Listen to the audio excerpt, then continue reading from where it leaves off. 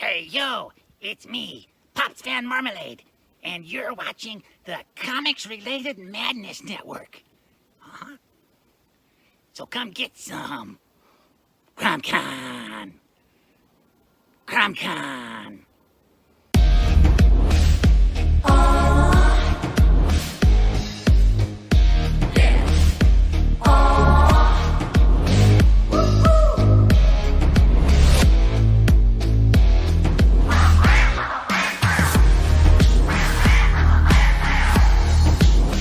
Your favorite podcast, it's Critical Blast.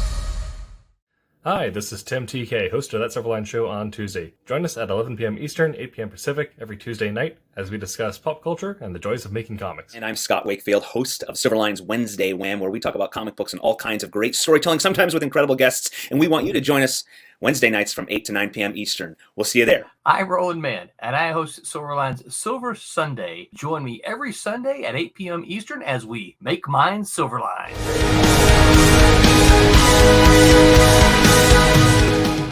Okay, hello everybody. Welcome to Silverline Comics Sunday Show, Silver Sunday. I'm Curtis Fujita. I'm the creative director here at Silverline. We're going to go ahead and talk about our subject today, which is our current Kickstarter. We're also going to talk about all our different projects, but specifically, we're going to be starting out talking about our Silverline team up, Champion and Miss Fury, and we have the entire art team here, so we're going to be talking to them all about that, and then we'll go on from there. So I'll introduce myself, and then I'll introduce everybody else. Again, I'm Curtis Fujita. I'm the creative director at Silverline. I'm the creator of the upcoming comic book Shadow Ghost. I'm a Kung Fu instructor, so I'm taking all that knowledge, putting it into my Silverline book, and so it's the Kung Fu comic by a Kung Fu master. So that's me.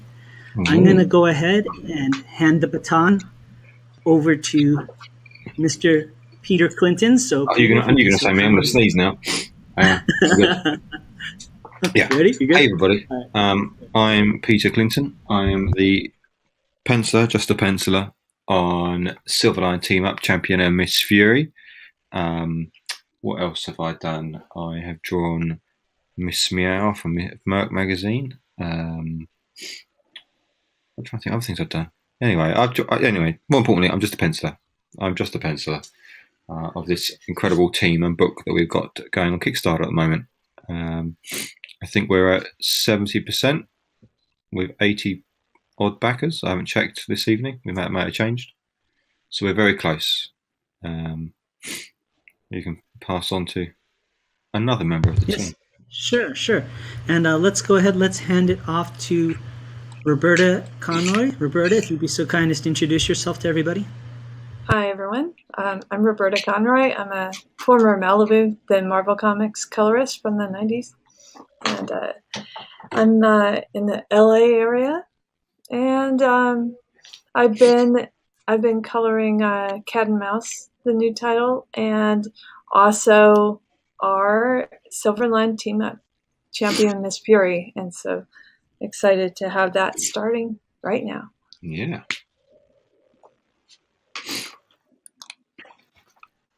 Excellent. And let's round out the Silverline Team Up Champion Miss Fury team with Mr. Tommy Flormonte. Tommy, would you please tell the folks about yourself? Hello, everybody. My name is Thomas Flormonte Jr. I've been doing comics since actually I had to. This is really weird. I didn't realize it was 91, the first thing I've actually had published. So I had to fill out somebody sent me a big questionnaire, and I was going through and it's like 91, and I'm like, really, was it 91? Golly, I'm so old. Feels like I'm old. Oh, but I'm the inker on the Champion Miss Fury book, and and Pete and Roberta's doing we've done a bang up job. It's so good.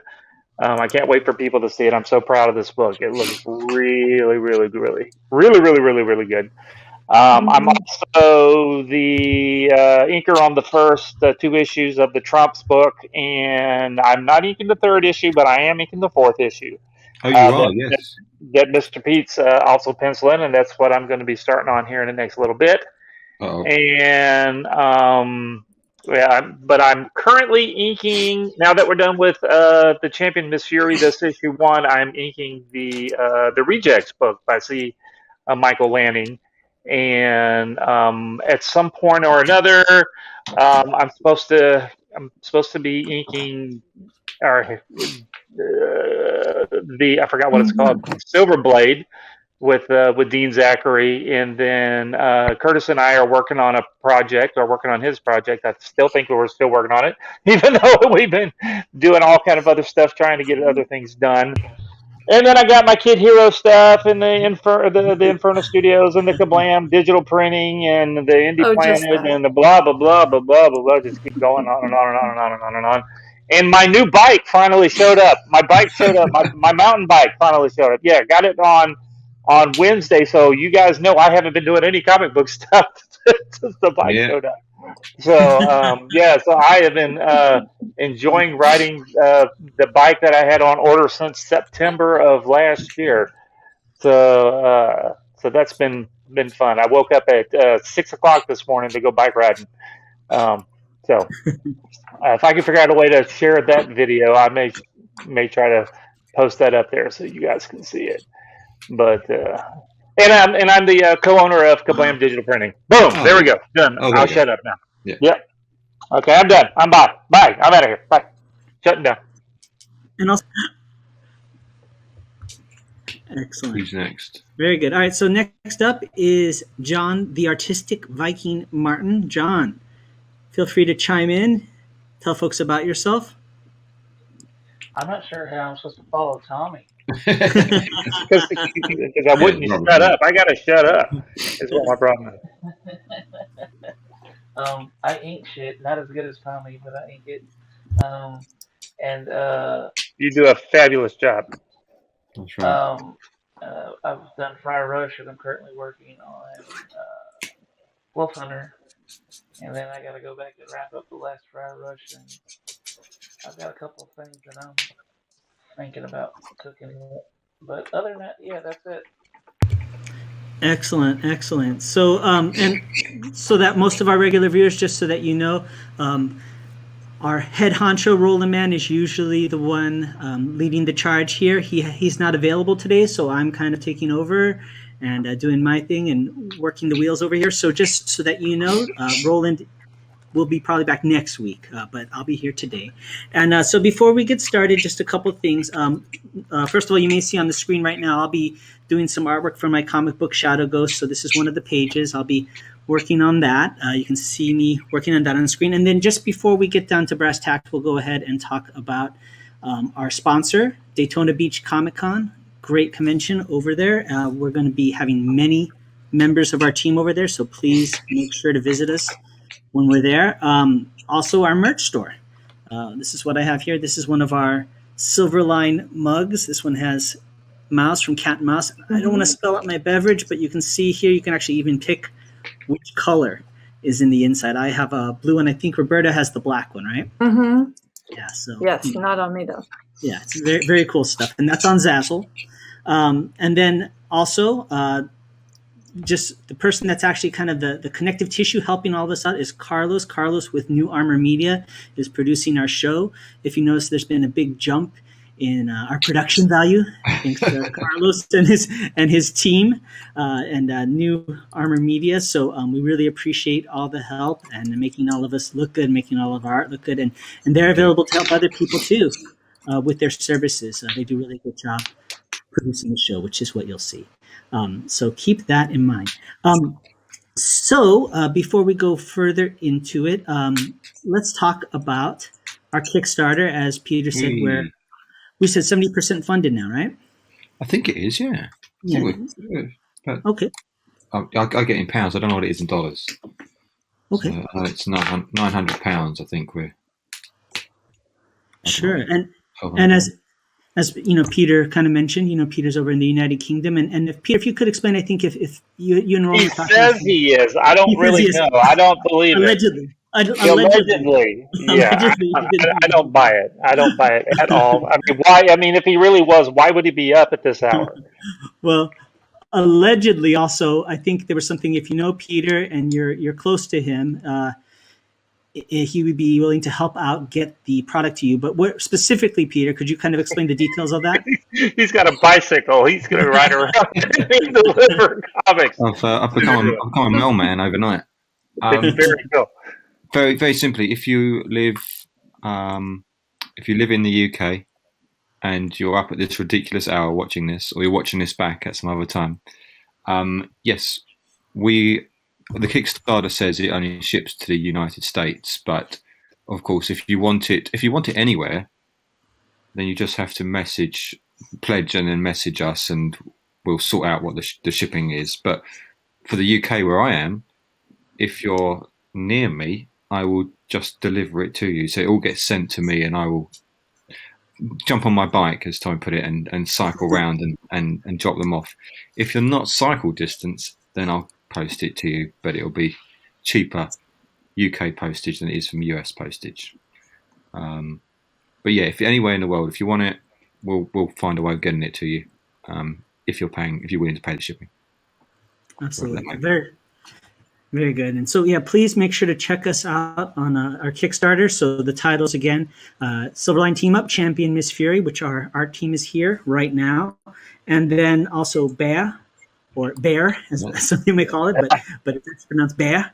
And both books by Roland, written by Roland Mann, but Bear is actually drawn. All the art is done by Haley Martin, who often appears on our stream.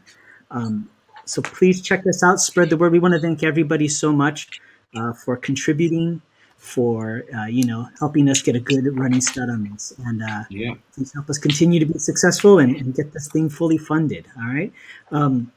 So excellent. So let's talk a little bit. We're going to start talking about our Kickstarter, and specifically Champion Miss Fury. So just to kind of set the stage, for most of you may know this, some of you may not.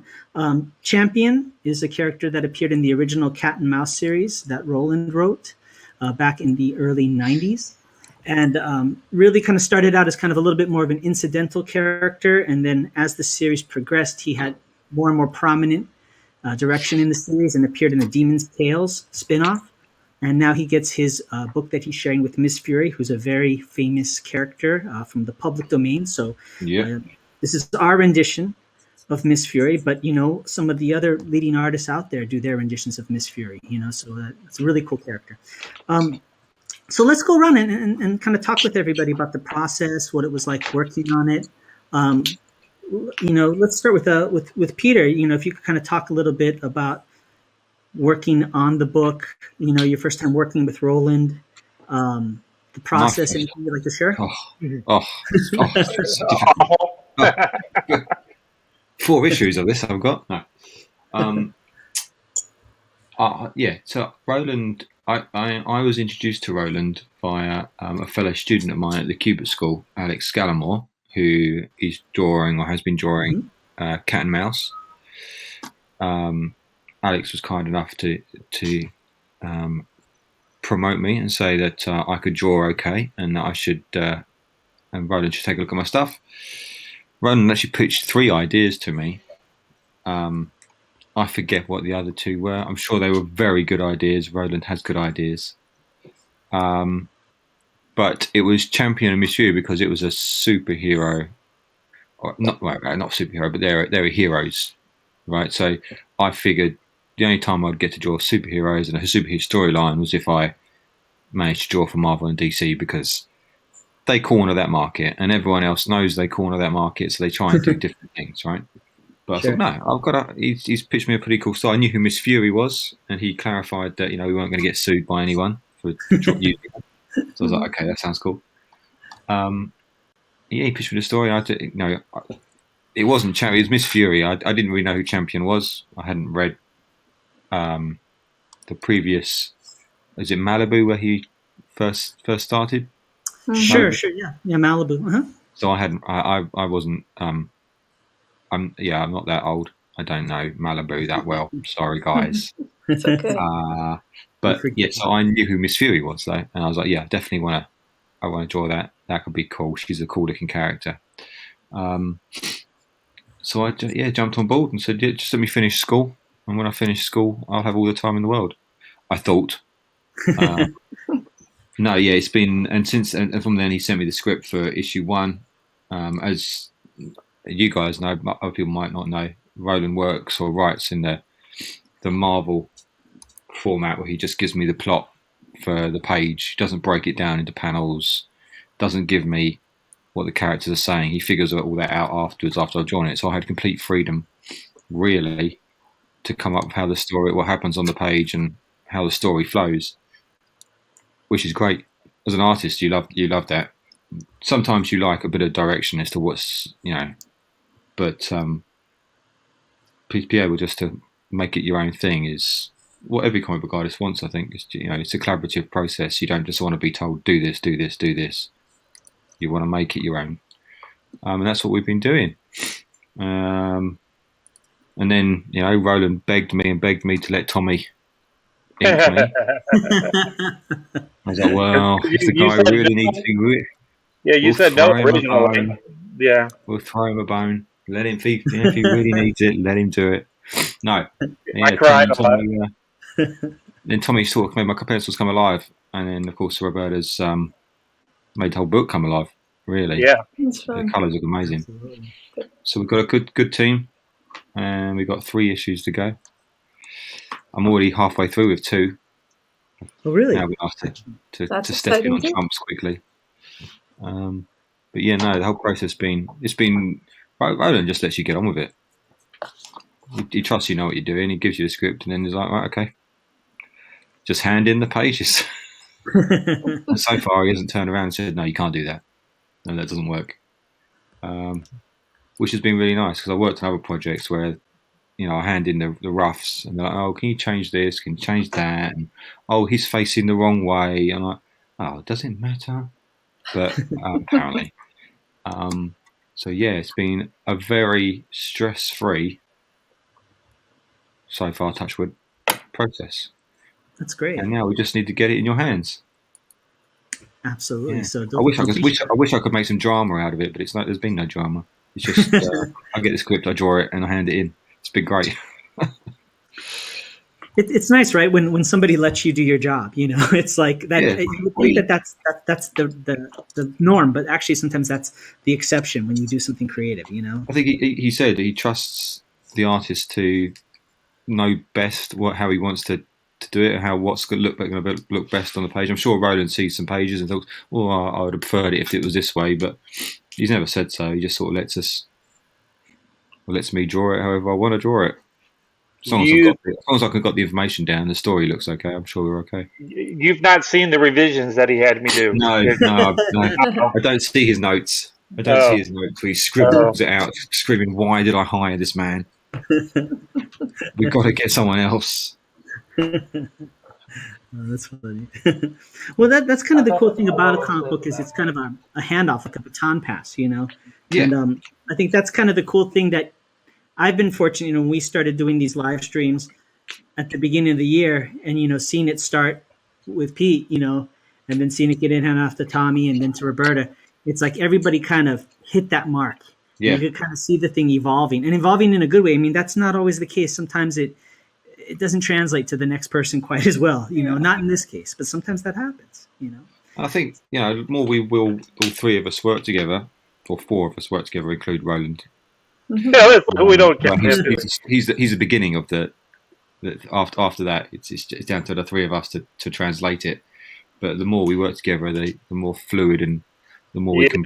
I just can't wait. Yeah, the end of it's going to be. Is what I think I was telling you, Pete. It's like we're skipping from this on to that 4th Trump book, and then when we get back to this again, just think how well we're going to gel at that point. So yeah, I think personally, my art's improved loads since this first issue. but you just go. I try to improve with every page I do, every panel, every page I do. So I'm hoping by the 4th it will look. If you like the first one, then I'm hoping you're really going to like the 4th one. Well, as long as you don't draw all those little pouches and bottles and rockets and all that kind of stuff, yeah. I think maybe he wasn't happy with how I was doing the first few pages, and he's like, "I'm going to rate this really miserable for this guy. He's going to have to draw thousands of vehicles. He's going to have to draw all these pouches. And really going to make it hard." Perhaps he'll then leave the book and just fire him. Wait till he sends you over all of the reference material you need for all the cathedrals and stuff that they have in New Orleans and stuff. So. Oh, yay. Definitely. And before I forget, Stephen Brown, our good friend, Stephen just commented. He just said hi. So hi, Stephen. Hello. And he wanted to remind us, I believe he mentioned this last time, he's still trying to think of a name for his speedster hero.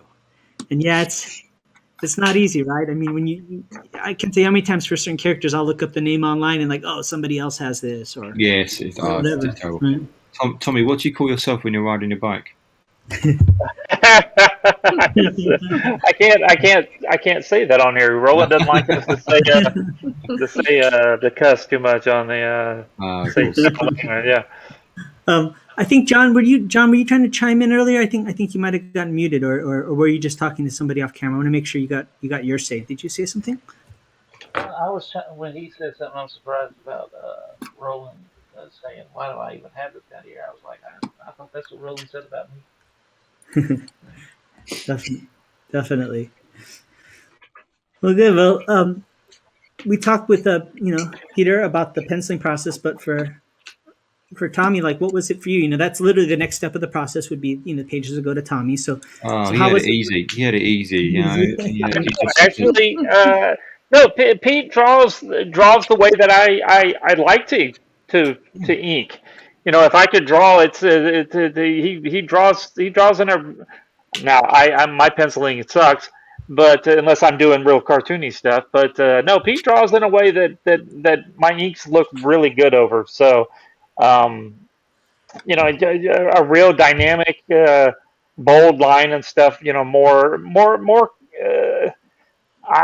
Even though he puts in a lot of detail and stuff, but there's bits of cartooniness in there that looks really cool. And I just like those kind of pencils. I've inked all kind of stuff where it's been super gritty and super detailed and and more cartoony, less cartoony, just all kind of different stuff. But no, Pete actually draws the way that. So when Roland asked me if I was interested, I'm like, okay, I don't know who this Pete guy is. Send me the pencils, and then all of a sudden, I'm looking to him, and I'm like, why hasn't somebody else? Why? Yes. That's yeah. And we're like, well, you got to finish the Trump's book, and I'm like, do I have to finish the Trump's book? Why can't we just start on this other book? And so I'm always rushing to the next book. Yeah. But no. Beats pencils are great. They're fabulous, and it's like what we were talking about. Once we get a little further into it, it's going to just gel even more.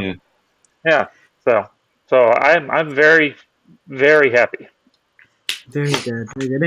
And unlike I never said it on air, but it's like when Pete first came on the scene, and we have our little talks. Everybody has their little talks with Roland, depending on what you're working on or stuff like that. And I remember talking to Roland. I said, oh man, I said Pete's the man to beat. I mean, I said this guy has got it. I mean, and Roland even said, he goes, oh yeah, absolutely. I said, yeah. I mean, Pete came in like gangbusters and just kicked much butt on this thing, and so it's really fun to see, and not just as somebody who's an artist or all that, but somebody who's a fan of the characters. It's so cool to see these characters interpreted. Yeah, definitely. And so let's turn over to the next person would be Roberta, because Roberta did the coloring. So Roberta, if you want to kind of chime in. Had to pick up the mess that Tommy and I had left. Not at all. How am I going to save this?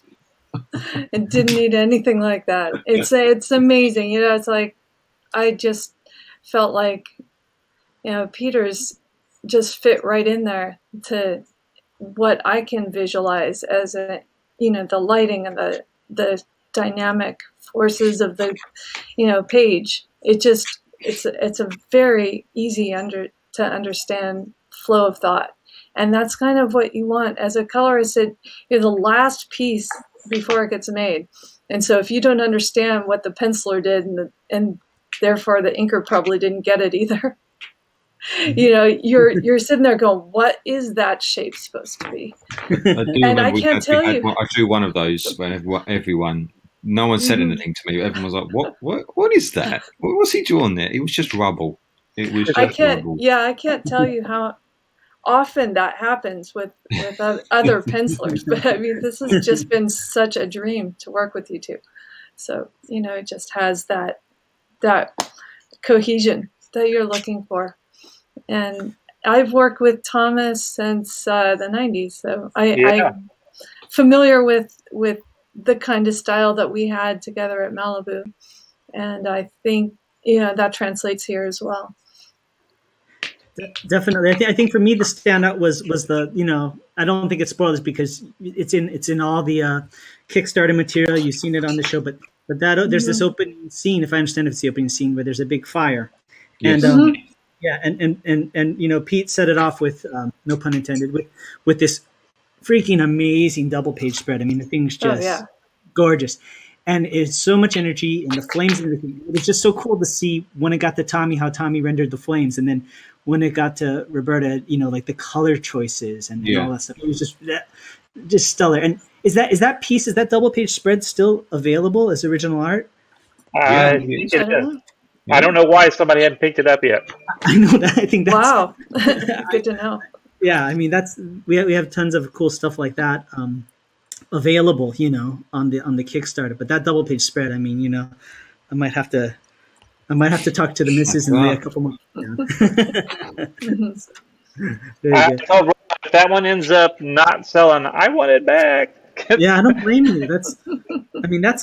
That's definitely a portfolio piece, Or I am surprised. I thought that would be the first one to go because I know people like those big character shots, don't they? And I thought that would be the first to go, but the first one to go, I think, was the Miss Fury in full costume. I think people like Miss Fury, don't they? Yeah, definitely. Yeah, she's pretty cool. Well, I think that's what's so cool about the team up thing is that it's a character that's distinctly Silverline, and then it's a public domain character. So it's like this kind of cool crossover, Yeah. And some people may not know, but Roland did a Miss Fury. I believe it was a one shot back in the day from Malibu. And so this is actually his. He's not just returning to Champion, but he's returning to Miss Fury. So that's pretty cool stuff. It's pretty cool. Very. And Stephen Brown, I think, chimed in a little bit. He kind of gave a little bit more details about his character. He says his character's suit is supposed to resemble a muscle car design, and he wanted the name Follow. I thought of the name Overdrive, but the name was taken by Marvel, and I doubt they ever used the character. Well, I remember. Back in the day, back in the 90s, they would just misspell the name, and that would be the solution, right? So it'd be like Overdrive with a Y and a V, or something like that. I don't know how good is that, but that's always an option, right? We used to have back at Malibu, we used to have a spreadsheet. And people like myself who were, like assistants and stuff like that, one of the tasks is if you weren't busy, just fill out names on the spreadsheet. Just fill out as many names on the spreadsheet that you can come up with. Of course, the company would own them. But then if any writer was trying to pick a name for a character, they would just go to this spreadsheet. Just go grab it. That's a good idea. And it was the 90s. So, of course, there was like tons of blood and kill and, Lord Blood Kill, and kill, something like that. So it was pretty kill. That I've got a character called that. You can't use that. Exactly. So, his other option was Rev. I think I kind of like Rev. Rev's kind of cool. That's a great name. That's a really good really good name. I think you should go with that. And I like the idea of it looking like a muscle car. Well, we'll jump back a little bit more to everybody on Champ Fury, but John's been patiently waiting. So, John, if you wouldn't mind kind of telling everybody about what you're working on with Tim Thiessen. Your project. I was content with listening to theirs. From what I've seen about it, it was freaking amazing. Yeah.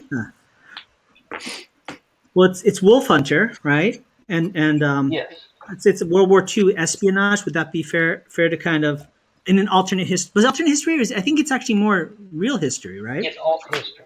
It is alternate. Okay. Yeah. And there's all kinds of fun stuff and mechanicals and lines. It's the name of the game. Who's penciling that again? Yeah. AJ. Oh, AJ. Yeah.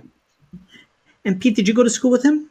AJ was in my class for 2 of the 3 years. Yeah, my last 2 Oh, really? years. He's a good guy.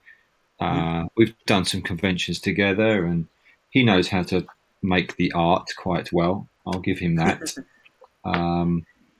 Yes, I'm kind of Yeah, like I'll tell you Tommy some over stories here. about AJ when we're off camera. Oh, we're off He's a camera good now, guy. so He's a feel good free guy. to He's a good Yeah, feel guy. free to go what, ahead. Very talented artist. Very talented artist. That's cool. Yeah, he likes to make a lot of little details and little Yeah, small, and like yeah, big yeah. distance shots and little details. And I'm like, Very figure out cool. how to make that not look muddy. Well, and Stephen Brown chimed in again. He said he might end up working on 2 comics at the same time. Well, Well, that's pretty take it from ambitious. me. That's hard work. It's I do that, tough. and it's hard work. Yeah, definitely. But I will say that there's some pencils, some pages coming up, and I got the ink that I'm heavily looking forward to. Like I'm excited, Very excited. cool. If that tells y'all Definitely. anything about the book, like I've inked a whole bunch of really awesome pages, and I've got some really awesome pages coming. Good. We look forward to it.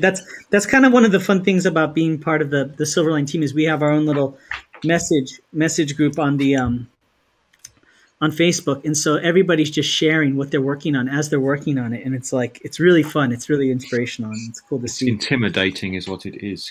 For God's sake, Right? I can't do that. What was it last? I think it was Thursday. It was like 4 people shared their projects like one Yeah. after the other, and it Yeah. was like it was awesome. It was just like this huge dump of all the everybody's projects. Really cool. yeah, it's fun to see everybody's stuff. Yeah. Well, since we have everybody here, we're talking about our different projects and stuff.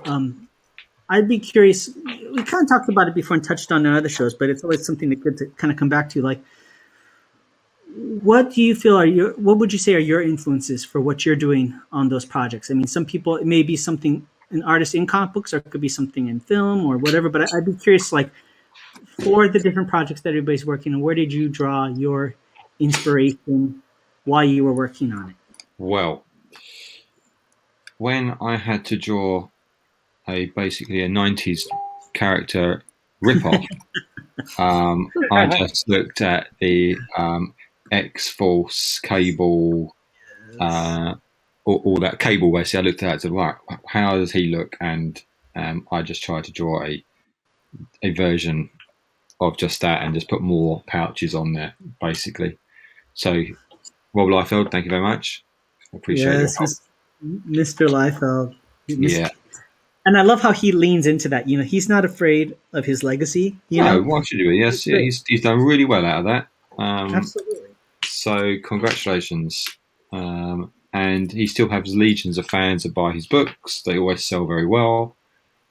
So I could only wish for to be that successful, to be honest. Yeah. And from my personal experience, the guy's a complete class act. I mean, I was with Roland at one of the Comic Cons, and the first Comic Con I went to, and we were at a bar, and there was a table full of all the Image guys just after they formed it. So Todd McFarlane, Jim Valentino, Rob Liefeld, you know, everybody was there. You know, Mark Silvestri. And my jaw was agape, and Roland was cool. He says, "Why don't you just go over there and ask them for an autograph?" You know.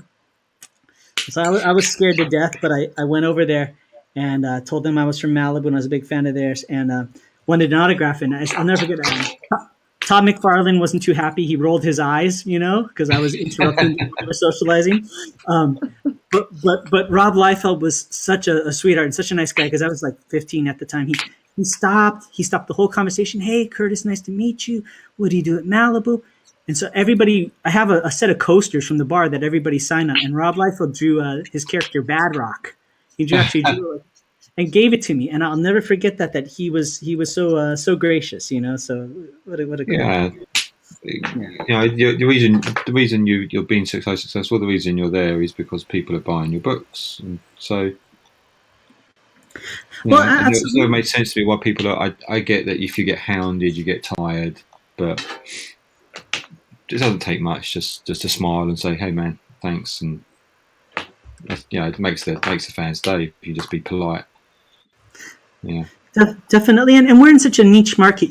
I would think more or less. After you leave the convention, you're not getting mobbed at the grocery store. You're not getting mobbed. Right. Exactly. Yeah. Everywhere else. So it's not that bad. Stephen Brown just commented. He said that I saw history in the making. Yeah, very very fortunate, right? And he also said, in regards to his 2 books, he doesn't want to strain himself, and that's definitely the case. Even though I have some experience in comic books, working on my own book from scratch, it's just amazing how enormous the amount of work and just energy and decision making. So it might be good to start with one, and see how you feel. I think all of us might say measure your expectations on the amount of work you want to put into this. I'm drawing 2 at the moment. I'm drawing Trumps, and I'm drawing another book for someone else, and it's stressful because whilst you're drawing another one, you're thinking I should be drawing that other one as well. I've got to catch up, and it just stresses you out. So I do that because I make more money that way. But if I didn't have to worry about the money, I'd just focus on one thing at a time, get it done, then do the next one. Absolutely. So if you've got a choice, just do the one book. I pray. I long for the day where I just have one book.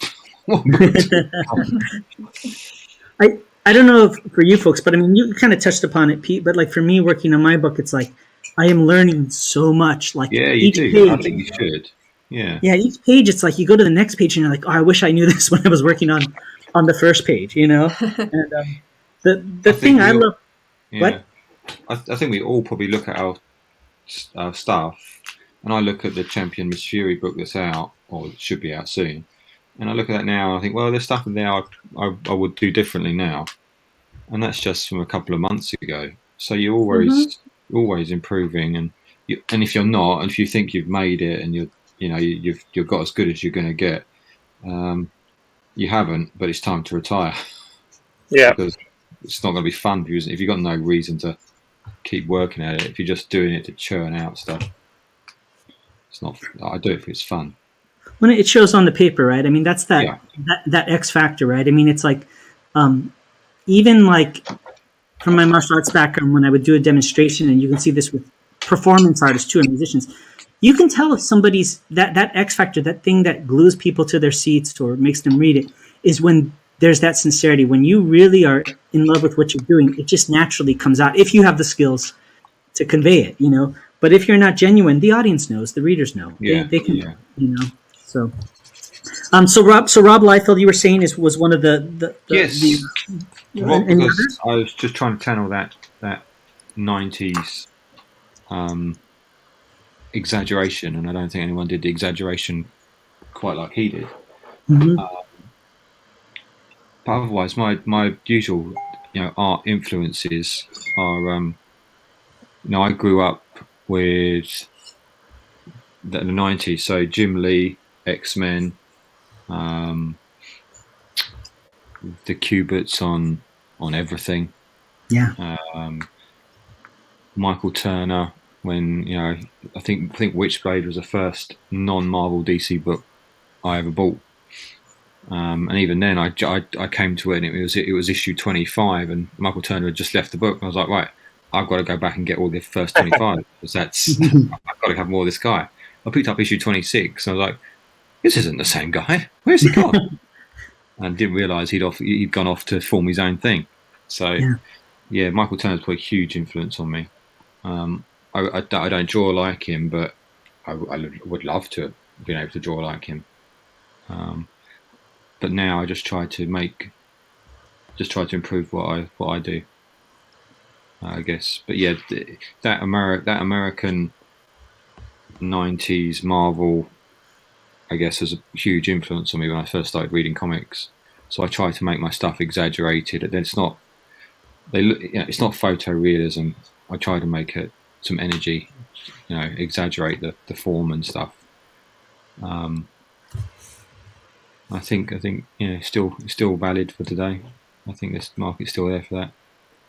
Well, definitely, and there's a certain charm to it, right? I mean, some of us here, most of us here, were either exposed to comic books in the '90s or worked in comic books in the '90s, and there was a certain type of energy and sincerity and just fun, Yeah, Um, yeah.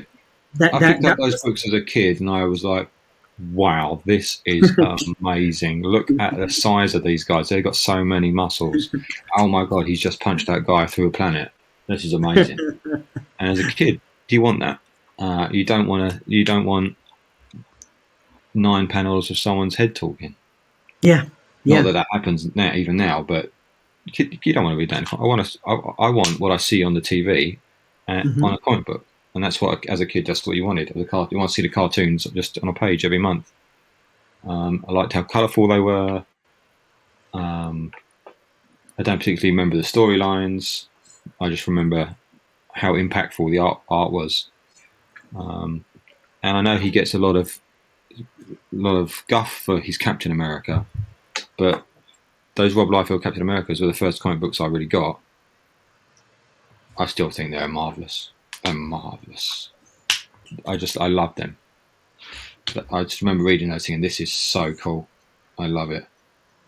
that's great. As a kid, you do. I've still got them. I treasure them. Yeah, he made some good comics. Sorry, this isn't the Rob Liefeld Appreciation Hour. That was the time I started reading comics. It was the mid to late '90s, and those are the comics coming out. Definitely. So of course they have the biggest influence on you. Well, it's a everybody, a lot of people pick up a comic book, but the fact that it was something that you picked up and you stuck with is a Yes, I wanted to testament to see that. more. Yeah. Yeah, that's a huge testament, right? You know, well, good. So those were some of Pete's influences. What about you, Tommy? You've been doing this for a while now, and what were your influences, not just in your career as a whole, but like even in Champ Miss Fury? If you could share some of that. This is just the weirdest thing. Yeah, it's all of those 80s and 90s comics. I like to always keep a nice, clean, solid ink. So all that Spider-Man stuff. Not necessarily what McFarlane was doing on Spider-Man, but then you get the Eric Larson and all those guys, and and just for me it was just easy. I really like a nice, clean look, as you guys can tell from my inks. I just try to keep it really clean, keep it dynamic. I try to I don't I try to give the penciler what they put down. I don't try to change too much, but but yeah, just I've been I've said it a million times. I'm a huge Spider-Man fan, so just all that Spider-Man stuff. I just really like the over exaggerated, simple, not too realistic looking. I mean, heck, you got Spider-Man doing all those funky bending poses and stuff. Nobody can do any of that stuff. No, But exactly. then, Yeah. yeah, and I really just like the cartoony, fun lines. So I think that's the reason why my inks are the way that they are. I kind of learned to get the weights in the right place, and I'm just making up the rest of it. I just every time I look at a page, I'm like, how do I ink this to make it look cool? I think that's always my Yeah. job. It's Yeah. what do I need to do to make this look cool? I'm You the know, I'm same. not. When I get the script, is how can I make this? First, how do I get the story? But how do I make the story look cool? Because Yeah, cool that's what. sells.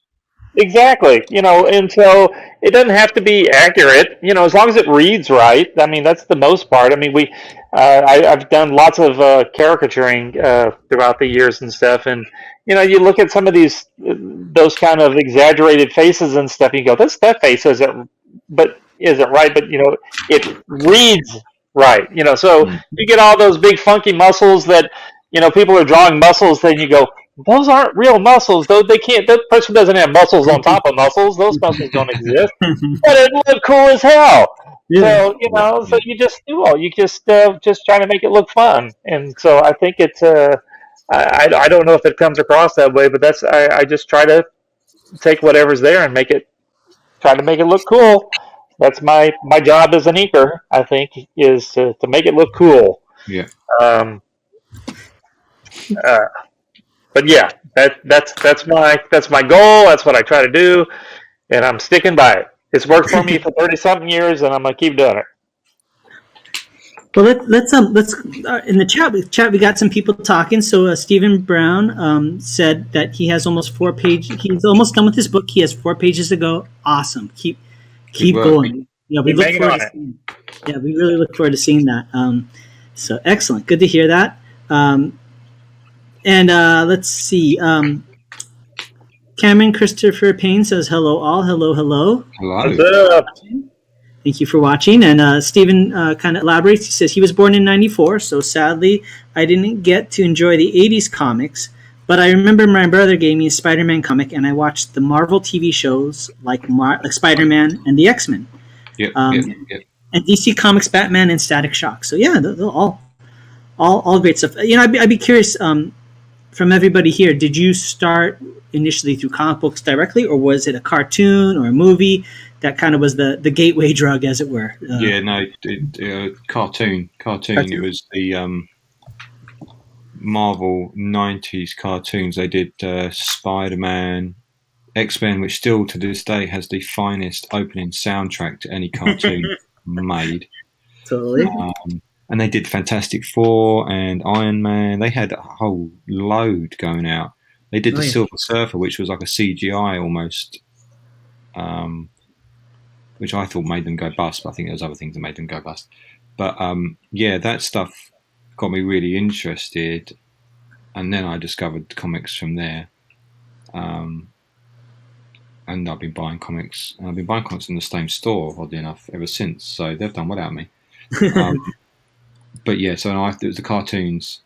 And I think probably later, I don't know when it came out, was the Batman the animated series. Oh yeah.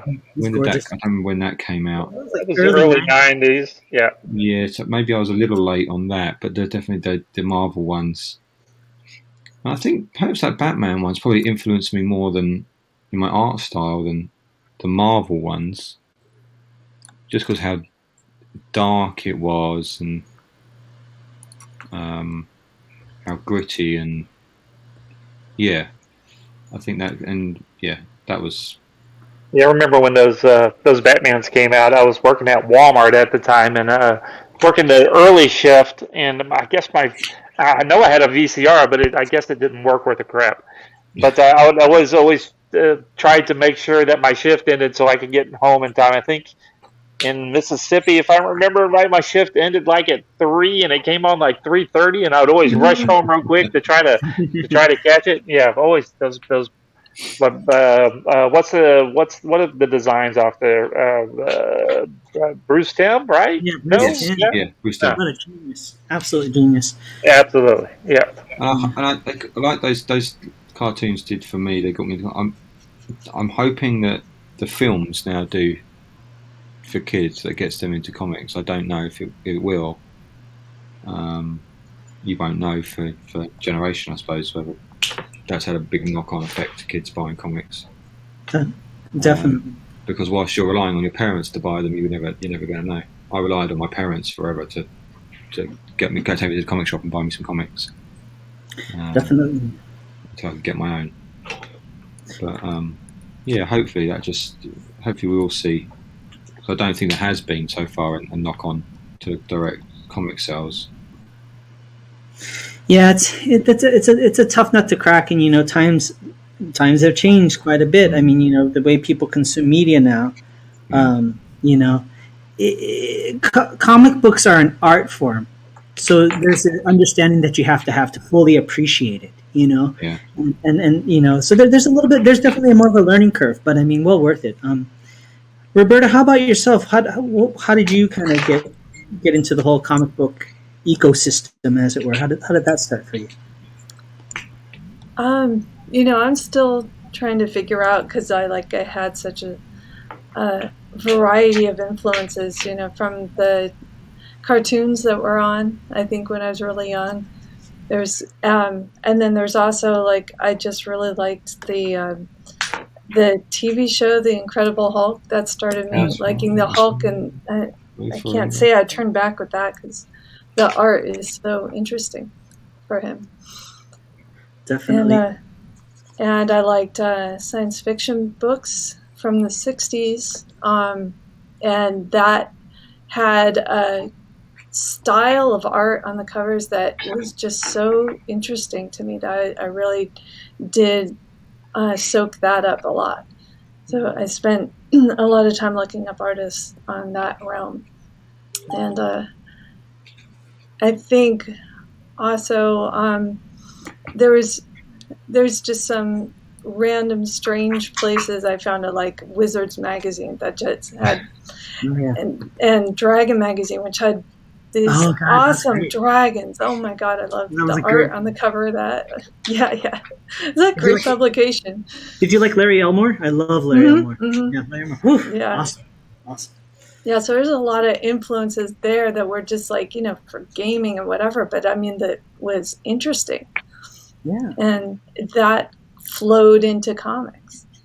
So it just, and yeah, I think in the 90s I was really struck because, there was so much art out at that point. And I think I got into Spawn pretty heavily at that point, and that was so odd and so different that, that really influenced me too. And a lot of just what would I call it? Just the shapes that were made, like just these over the top places that, a cape would never make that shape ever. His capes look like a folded origami, in certain angles. It was just, but it was gorgeous. It was like sharp angles and lovely, great stuff. Yeah, so it really did. It gets in you, and I sometimes think that I'm not thinking of anything in particular when I'm developing whatever I'm working on, but I just kind of feel a certain mood, and it just goes in the. I would have to say, like, I'm not really like pulling up art, to inspire me at the time that I come up with something. I think I let the ink draw from whatever's in me, and that's what I try to do to keep it as real as I can. So I don't know. I forget actually. The biggest influence on me was the How to Draw Comics the Marvel Way. Right? How did I forget that book? That book. There's nothing better. I copied that book for years, just copying, and that's why I learned a lot of the, exaggerate your form. Don't just draw a man standing up or man throwing a punch. Make it, he's really throwing the punch, or he's got that superhero pose or supervillain pose on the camera angles. And I picked up so much information from that book, and I advise anyone who wants to draw comics, get that book. You learn so much. I always love the comparison. The comparison of the 2 pages, like, okay, this is how it looks boring. Yeah. No, this is the Marvel way. And it's always just like, oh my gosh, look at that. It looks so much cooler. And composition of a comic book cover. I'm like, oh, it's amazing. And Well, speaking of kind of exciting stuff, one of the neat things that's been happening lately is Dean Zachary, whose upcoming Silver Blade comic book for Silverline. Dean got started back in the day with Malibu. He's a great artist, does amazing covers, and he's been contributing covers for everybody's books, including my own Shadow Ghost. I was really excited to see that, and but specifically for our current Kickstarter. For Champion Miss Fury, Silverline Team Up, he did a cover, and I think Roberta, you just finished coloring that, right? I did. So maybe do we have that? I think we do. I think if Carlos is going to go ahead and show that, so you can see on the screen here. Take a look at it, and that is just awesome. That looks gorgeous. Finished it. I love the color. It's great. Yep, did a good job. Good job. Glad you like it. So Dean Zachary penciled it. Our own Tommy Flormonte went ahead and inked it, and Roberta took it to that next level with the colors. So you can just, that's just gorgeous. I love that. And one thing I started noticing with Dean, and he even mentioned it to me, is that, you know, he really throws in atmospherics, you know, like he always wants to have some type of particles or debris or rain. Oh yeah, I know. I sure know he throws in all that stuff. Thanks, Dean. Definitely, but you know, I mentioned it I commented on this when he posted his the pencils and the inks, and I said, you know, it's like I can hear the picture. You know, that's the kind of the cool thing about Dean. You can almost hear what's going on, and so yeah, that's awesome. And so you guys can refresh my memory, but this is available as an alternate cover. Is that correct? For this is the Kickstarter exclusive, is it not? Kickstarter exclusive. I believe it is. Kickstarter cover. Yeah, only place you get it is the Kickstarter. Yeah. So you Yeah, gotta it's get it. also, the inks are available to buy off of the one of the things. So is the Pete the cover that Pete and I did that you colored. It's that the inks of that one's also available. Well, up there. I guess everything's available. It's just what we put on the actual Kickstarter. I don't know. I don't think the cover's on the Kickstarter, is it? Our one. Yeah, we need to make sure we get with Roland. It should be, because I did it on paper, so it should be. Oh. It should be. Yeah. Perhaps he's keeping that one for himself. You know what, I already gave it to him when they were over, when he was at the office getting the last Kickstarter books. So he's got it. It's gone in his little collection. It's on his wall. Yeah. Well, yeah, I think it's cool. You know, if you're a collector's collector, one thing that you can do is, because Dean's kind of committed to more or less doing a cover for everybody for each book, you know, and even for Bad, there's a version of it for Bad. You know, you could get all the Kickstarter exclusive Dean Zachary covers, you know, on top of everything. That'd be cool. So, you know, on that note, talking about the Kickstarter, you know, we like to kind of be super transparent about everything we do and forthright. And in a moment, we'll show the trailer for the current Kickstarter. But just to remind everybody, a couple key points about kind of Silverline, the way we do things. First of all, we are fans of the genre. We love it. We're here to tell great stories. We have great creative teams working on them. And on top of that, unlike other Kickstarters, we, for the most part, I mean, other Kickstarters do this too, but we really hold ourselves to a certain standard where the projects are essentially done by the time we go to, you know, our Kickstarter campaign. Yeah, we just had a couple of covers that we had to knock out. That was it. Exactly. Yeah, so sometimes you may have felt burned by, you know, other projects or other Kickstarters, whether it's a comic book or not, you know, and you know, you back it, you never get the product or kind of get the fulfillment that you were hoping for or at all. But that's not the way that we do business. So, you know, you are guaranteed to get these books in your hands because they're already created. Even if Pete's going to get on his bicycle and ride around the UK countryside. Exactly. Right. Exactly. And if he knocks on your door, he's not going to say Postal Service. You'll hear him say, "I'm just a penciler." So you'll know it's a penciler. Can you give me a soda? I need something to drink. Thank you. You need to hydrate. Here we go. Keep me hydrated. Exactly. But definitely. So I always like to say that the first backers of the project are the creative team, because they choose to invest in it and do the entire project without any compensation on the front end. And they have complete faith in the product. So, you know, rest assured, you're going to get these. That being said, let's go ahead and let's turn it over to our trailer, where Roland, our fearless leader, will go ahead and explain a little bit more. So, Carlos, if you'd be so kind as to go ahead and transition to that trailer, and we'll take a brief...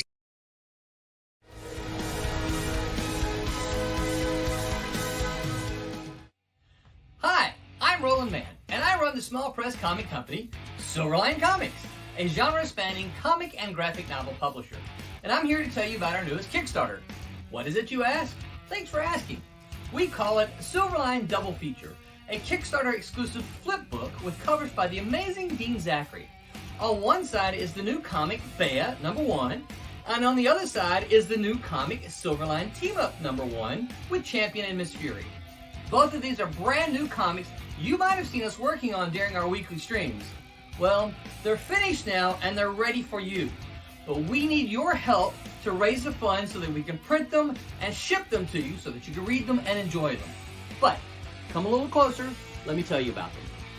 Silverline Team Up features Champion and Miss Fury, whose paths cross in New Orleans as they both set about to build a new life for themselves in the Crescent City. Marley Hale, fresh out of college, seeks gainful employment so that she can do the thing that she loves, be Miss Fury, just like her mom and grandmother before her. Dan Taylor is feeling more powerful than he's ever felt before, and he doesn't know why, and so he opts to go to New Orleans with his doctor pal. But trouble finds them both. Bea is a story inspired by such classics as Winnie the Pooh and Toy Story. The world of Bea is called the Hollow. The kid has gone missing, though. Most of the inhabitants think he's dead, that he's been thrown away, and so they run wild, free of the kid's laws. Only Bea thinks the kid isn't dead and is in fact coming back to get them all to take them to the big house. So I'm excited, and I hope that what you've seen excites you too. I'm pleased to tell you that I'm writing both of them, and I'm working with some veteran talent in inker Thomas Formonti and colorist Roberta Conroy. We're also working with some rising stars in penciler Peter Clinton and artist Haley Martin. We've done all the work already, so if you're a little gun shy about supporting that crowdfunder, never fear. We've done 11 crowdfunders, and we've shipped them all when we said we would. Which for this one is going to be roughly 6 weeks after the campaign ends, so you're looking for your comics in September, right? That's pretty good. So, check it out if you can, pledge if you can, share it if you will, please. And remember to make mine Silverline.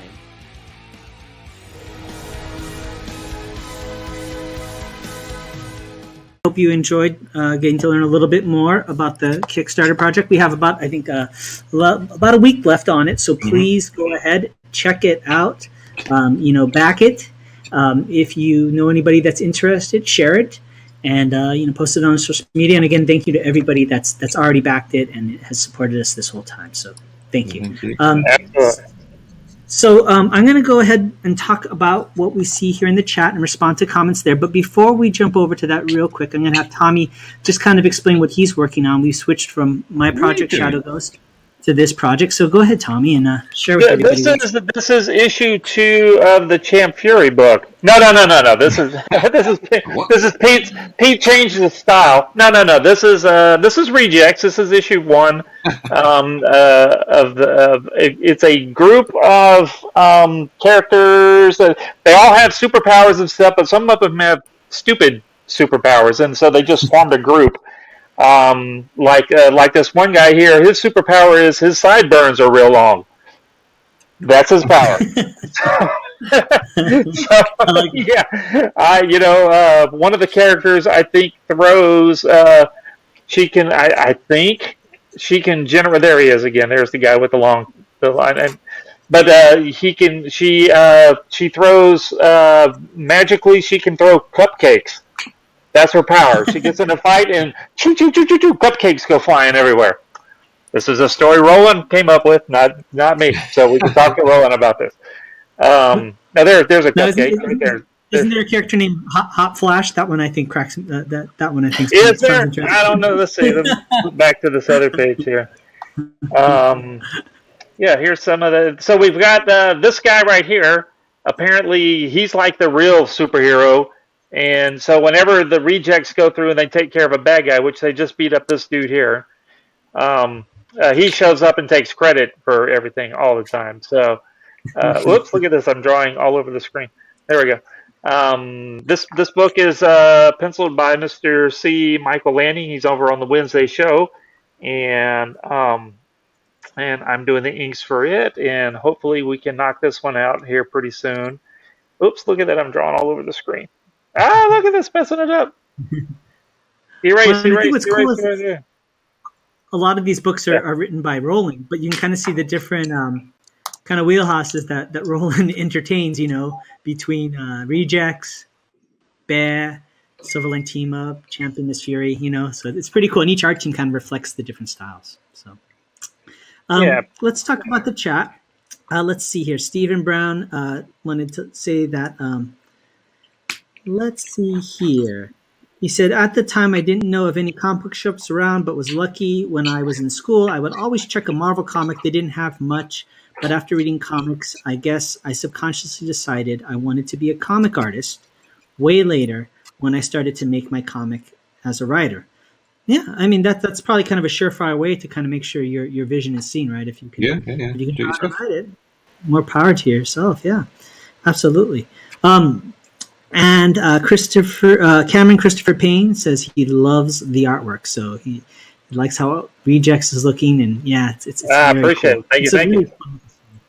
Yeah, It's more of a cartoonier definitely. book. It's Pete and I were talking about, the Champ Fury book is not super realistic, but this is even more step even further back. This is just more super. Look at that! I'm messing up. My iPad's drawing all over the screen. Stop. There we go. But yeah, this is a little more cartoonier, I guess. So this is also in my wheelhouse. I really like this kind of art too. So Definitely. One thing I always like watching C. Michael's work and your work is, and it's this thing, we talk about a lot in animation, but in cartooning or in journalism, this idea of straights against curves, which is you always juxtapose a straight or angular line against a curve. And C. Michael really gets this. When you look at that and you can see the kind of energy he's presenting, you see this concept of the straights against curves, and just great work. So I love it. and what's kind of neat about these pages, you can see they're a little looser also than Pete. So I can take it. I'm messing up every. There we go. So I can add my own little bit of stuff Yeah. here and there and play a little more. With Pete's stuff, I mean, Pete puts the line down and I kind of stick to it because he's that's every penciler is different. Yeah, because Pete's gonna, even though he pretends like he's in the UK, he's not. He's right down the street from. Yeah, he'll come over and beat me up. But yeah. So every penciler is different. All the different art, in compared to Dean's pencils, which we've seen a little bit on the other. Let me see if I can open up one without going to something that I shouldn't be showing on screen. Because you never know what I've been looking at, so who knows? Let's see. It was research, right? Research. Trump's. Let's see.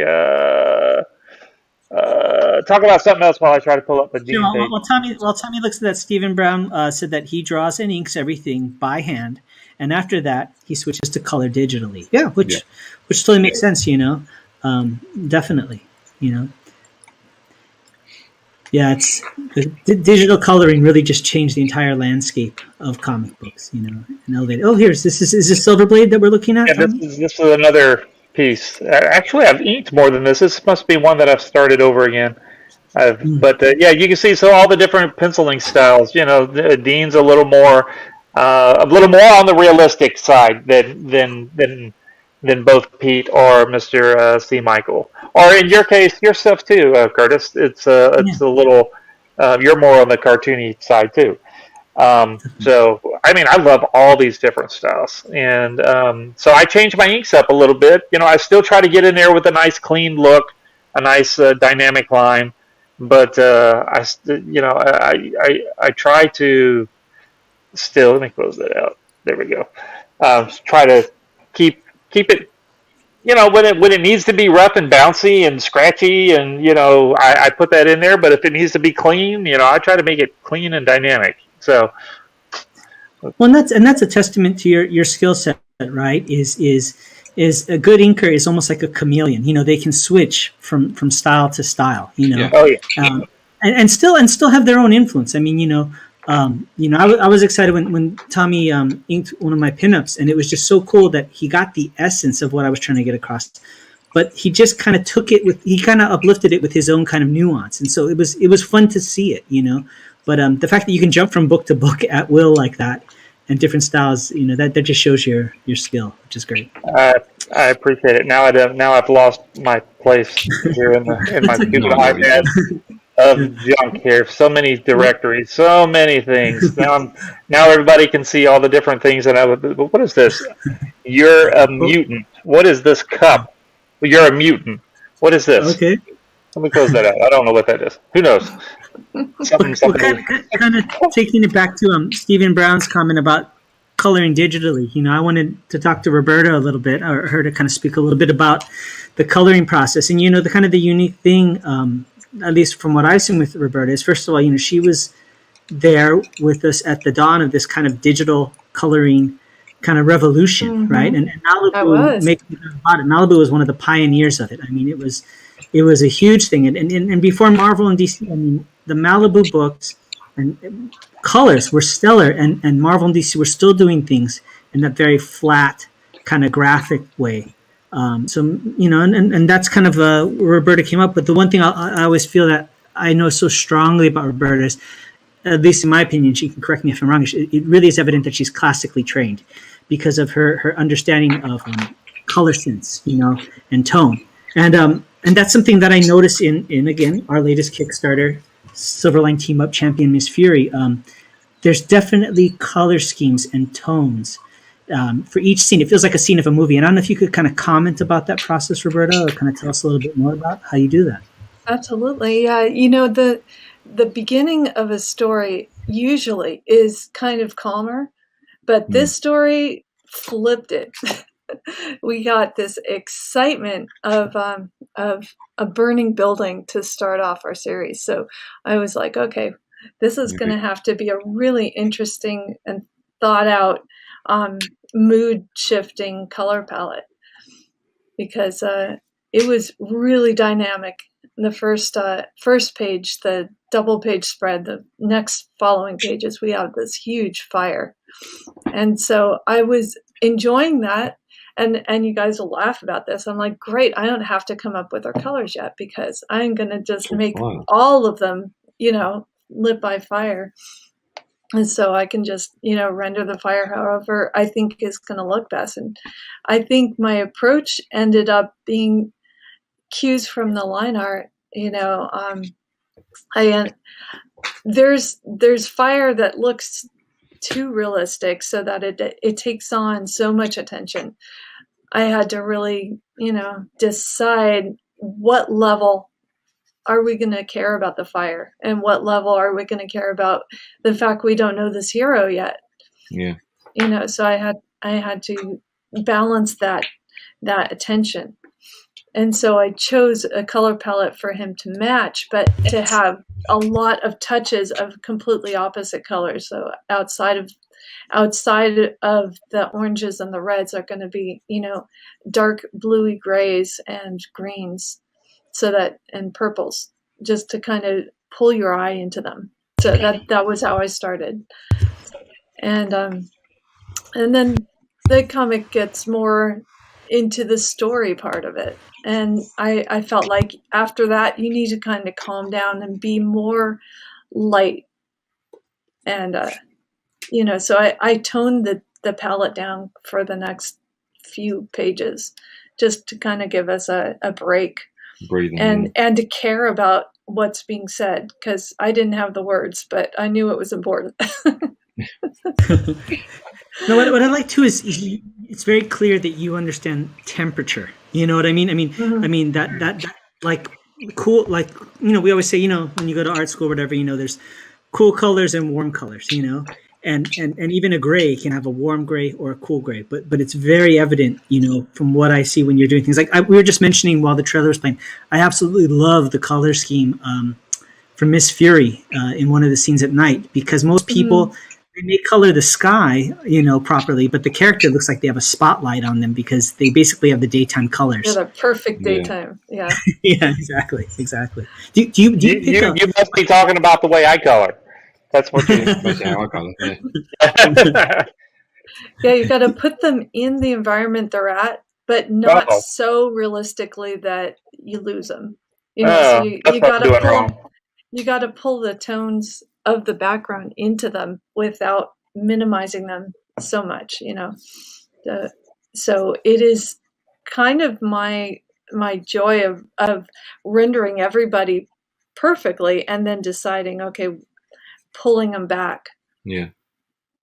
And is that what you do? Do you go that secondarily? Yeah. I started. I made that mistake. I mean, this is one of the things about restarting these books that had no previous color that I was doing with pendulum is I tried something, in a complete set of blue and purple, and then I had to do 7 panels identical to that. I was like, this is not going to work.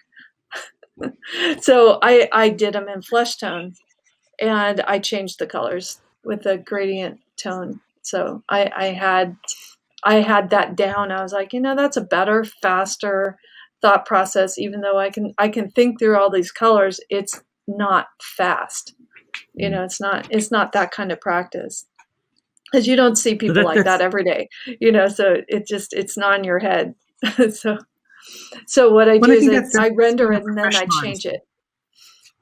I mean, that shows being a professional artist that you're thinking about workflow, not just how good it looks, because I think we all know artists that kind of fall in love with their art and the deadline passes and they're still working on this one panel, right? So that's pretty cool that you explained that. Do you pick do you think of like a local color, or is it just kind of like, do you apply like a layer of a flat color, or do you just kind of find it as you're working on it? Is it something that you think about ahead of time?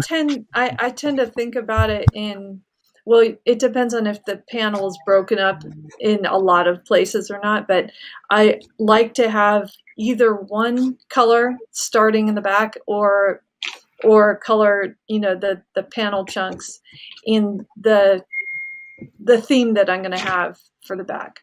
So I try to get that down first, and then I start designing in my head what level I'm going to put the background, because I've found it to be more of a pain if I try to do it secondarily. Like if you get it's so fun to color the main characters that you end up coloring them and you're done with them and you're happy and move to the background and you're like, oh man, should I make it pink? No. And then I could spend like an hour just choosing it, because you have to have that thought first. You have to have that complete thought with a purpose on on the drama and how it's unfolding, affecting everything. But it's like once you have the main character in there, then you start thinking, well, that looks a little better in green, even though it doesn't make any sense. So I try not to do that, because I'll end up just changing and changing and changing. So that's my tip is, start in thinking first, and then everything goes really fast and just comes together. That's great.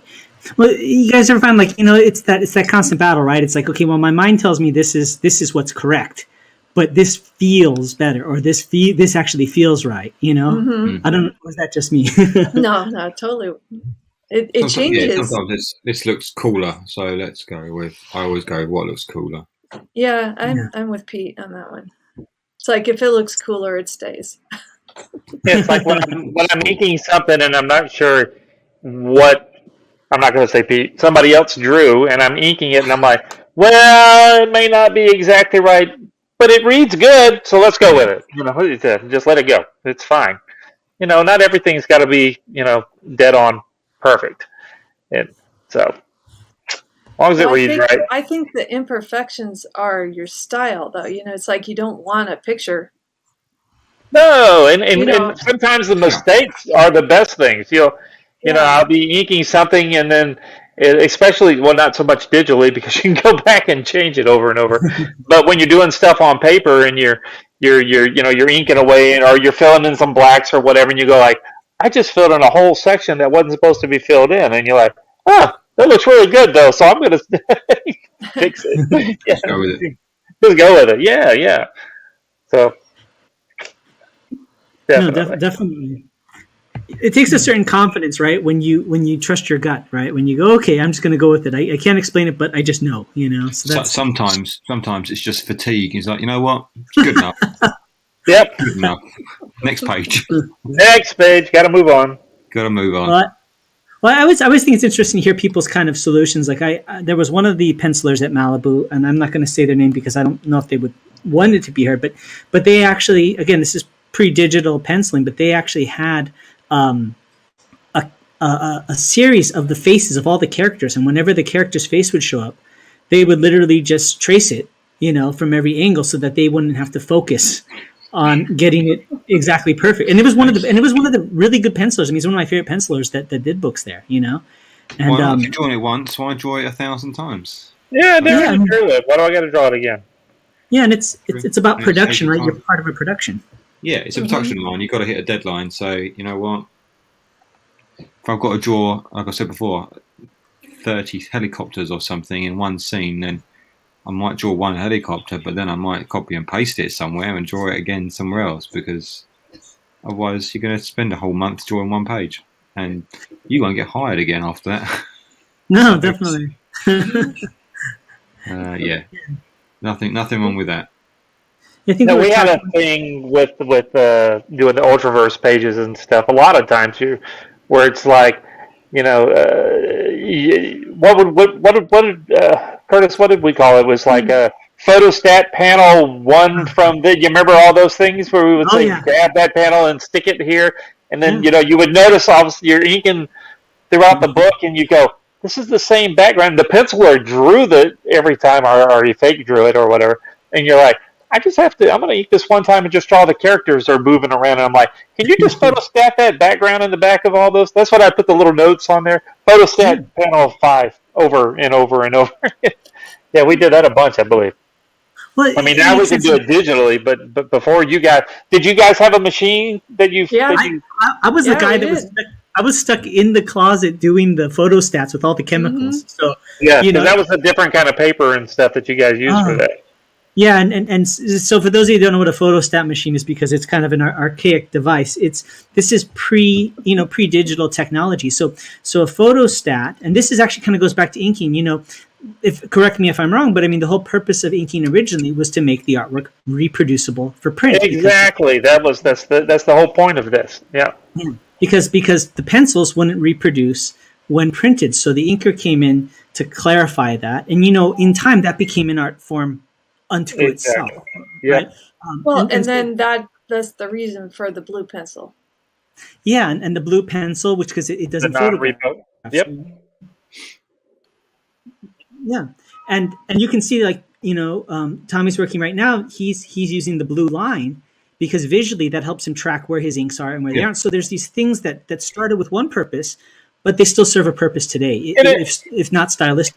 Yeah, and it's pleasant to my eye, instead of sitting here staring at the black ink line and then a black pencil line and all that kind of stuff. It's just pleasant to look at while I'm inking it. So that's why I converted. Like, you can go in here and turn that back off. Oops, that ain't right. What did I just do? The other way.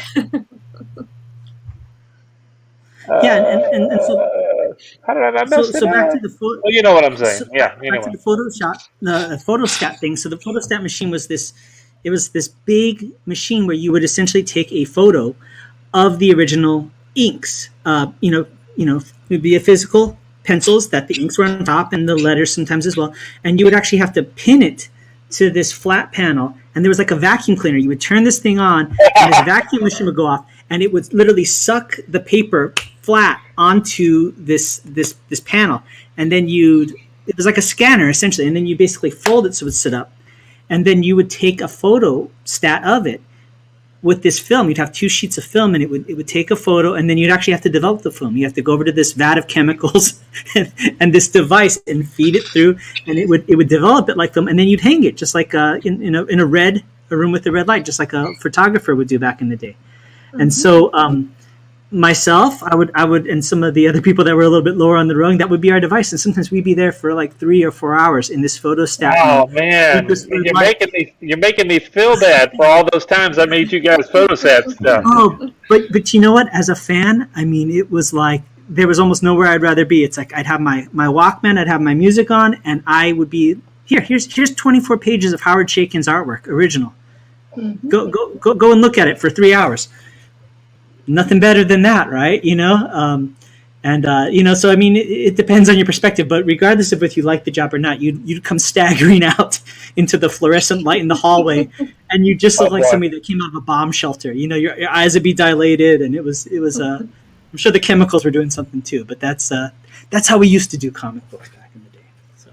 Yeah, I always used to love whenever I came to a page that it was one of the it was kind of like a bonus for me because I still got paid full page rate even though it was this panel and this panel. I didn't have to keep eking these 3 or 4 panels, but I still got full page rate, so that was pretty cool. But you ended up having more work to do, so now I owe you some money. I'll buy you a beer next time we see you. I'll get you some. I'll take you up on that. You know? There you go. but yeah, so that's part of the process. I used to always crack up. You could tell who was a smoker because you'd open up the box of this FedEx box because we couldn't scan it in email. You'd have to get the original work, and you'd open up a box, and it probably doesn't care to say, but I remember I would open up a box by Patrick Rollo. And it was just like you would think he actually drew on tobacco, like sheets of tobacco, because you open up this box and just this cloud of tobacco would just like come out, and you'd get this contact high. And it was, or you could also tell who smoked other things too. Yeah. Oh boy, that is funny. Those are behind the scenes moments. Anybody ever throw any fun stuff in the boxes for whenever you open them, and all of a sudden you open them and a box of plastic snakes would come bounce out or something? No, but how should I say this delicately? Not everybody that was an artist had the best personal hygiene. And sometimes there would be surprises inside of the box of pencils that had made its way across a transatlantic flight. Let's put it that way, and that's we'll save that for after the show. Stephen Brown chimed in and said he basically taught himself how to color, and why not? I mean, I taught myself how to use Photoshop to color anyway. Oh yeah. Yeah. No, I mean, it's such a great time to be a creator. I always say this, but I mean, you have YouTube videos, of varying quality to instruct you on how to do certain things, and you have the ability to do all this stuff. Like coloring right now.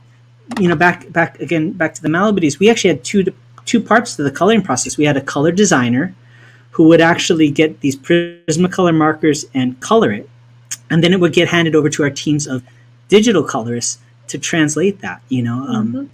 I myself was towards the end of my career there, I was one of the color designers. So I had to have just rows and rows of Prismacolor markers. And now you can have it all on your iPad, or on your computer. It's awesome. You never run out of ink. How cool is that? So, good stuff. Or you had the sheet with the Pantone color on it, where you say use Pantone color this, and remember y'all used to do it that way a lot. Well, we had CMYK call outs. It's what you guys did. Yeah, for me it was easy, because we didn't have to write the tones because we would just hand it to people like Roberta and just visually, right? You folks could decipher it. We knew what you wanted at that point. Yeah. So I mean, it's like, like I was describing with, I have to think about it first. That process is its own separate piece of decision making. And then how to render it is a completely separate, like now you have to think in 3D, like a completely different set of thought. And then you have to go through it and say, okay, where's the light source? I hope that the inker shows a light source that is consistent. Yeah. Because sometimes we didn't. I can tell you, I didn't all every time. Yeah. So you have to decide: am I overwhelming the ink, on one side or the other because it's not consistent, or am I being vague with the color so that it doesn't make the inker look like they didn't know. So it's funny to kind of like get to that strange. But that's the job of the colorist. You got to embellish the art you have, but you don't want to overwhelm it either. So I think stylistically, I can't stand it when you see somebody do a really cartoony style and then a colorist would come in and like overly render it. And it's like, dude, that's not the intention of this. You have to match the style as much as you can. Yeah. If they leave you like, a lot of room with very little on the inside, you have to really think about what level you're going to take it to. Yeah. So someone more practiced, I think they give you they give you like a mild amount of like, the lines will just touch on the basics on where the forms change and what have you, and you could decide to take it strongly forward or just hint at it, and that's where the style comes in, and it's fun. Definitely, and I think you were kind of there at that flash point, right? Because before digital, the coloring was very limited, so there wasn't really much for interpretation. I mean, it was all flat colors, one tone for the most part, but now with Photoshop, just everything opens up. So now the colorist has even more responsibility, right? And their choices are even more apparent. So it's fascinating. Yeah. And when Photoshop first was available, like in a version 2 and 2.5, I think I started with like 2.5. You could, I mean, when people started using, Roberta, you'll know all this. So when people started using those crappy filter textures everywhere. Of course. You remember that? Oh God, it's like, you wanted to use it. It's like, I got Photoshop, I can do all this crazy digital coloring, putting all this stuff in there, and I'm like, this looks like garbage. Well, not to mention the fact the computer couldn't handle it, so it would render a filter for like 5 minutes, 10 minutes. You gotta walk away. Yes, that was insane. That was so insane. Yeah. Or you could only store, the hard drives were so small, you could only store 2 or 3 pictures on it, and then you'd have to take it off of the hard drive and move it over to another mass storage device someplace else. And you couldn't. But you're right. You were at Malibu, so I'm sure you had. We had mass storage devices there. So. But at the house and stuff, when you were doing it on your your 386, 486 Intel processors. Zip disk, yes. Yeah. Oh my! Our SideQuest disc. You remember the SideQuest? We had the 8-track, right? It was like an 8-track. Yes. Yeah, it looks like you don't know how many times when we would do projects on those for people that needed those SideQuest discs, and they would get destroyed in the mail. And those things were like $100 a piece. You remember those big plates, because they were removable hard drives, right? They were big monster things. So Pete's like, what's wrong with you guys? Yeah, that was big. I'm on Photoshop 20.3, so yeah, exactly. Oh, golly! And then you had the Mac people versus the PC people, and then you tried to figure out how to convert your stuff over from the PC to the Mac and all that kind of stuff, the files and stuff. That was always a mess. But I'm glad we got that all worked out. Well, I'll tell you, absolutely. I feel like we're talking about something so archaic, I was going to mention about the coloring there back then was one of the things that was really neat. Is you have a room of many colorists, and we all have to have a consensus of style. And that was one of the things that had to happen. Was having each book with maybe 5 different people coloring pages in it. They can't look different from each other. And like Curtis was saying, there's so many different interpretations. You have someone's metal armor looking completely different on the next page would totally ruin it. So you have so much to think about in those decisions, and try to get to the final product looking like something special and something unique and well thought out. Well, y'all always did a really good job. All my Nightman books and the what else did I forget all the silly books that I worked on over there. All the Strangers and all that kind of stuff that you guys always looked really good. I was always happy with them. I liked working on Strangers. So that was a really fun title.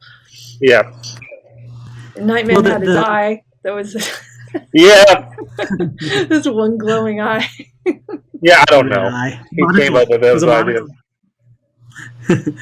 The chat is commenting, so I'll just kind of mention some of the stuff that they're talking about. So Stephen Brown, I think he says he wants to share a picture on YouTube. I'm not too sure if you can do that, but I guess he's going to give it a try. Fruitbat36, hello. Fruitbat36 brought up the oft mentioned. Here we go into dangerous territory. Wasn't the coloring department the reason Malibu got bought up by Marvel? Here we go. That's Let me just take a drink. Let me clear my throat. I wish. Suddenly Roland's going to log on. It's like, excuse me. That's what you say. So I'll give my take on it. Anybody else, feel free to chime in. But the answer is no. I'm sure it wasn't something that they shied away from, and it's an obvious choice from the outside looking in. As I understand it, the reason was DC was about to buy Malibu, and That Marvel. seems the more plausible thing. Yeah, they bought it because DC was fixing to buy it. Mm-hmm. Yeah, and I can attest because I guess I can say this now. You know, yeah, y'all in the building.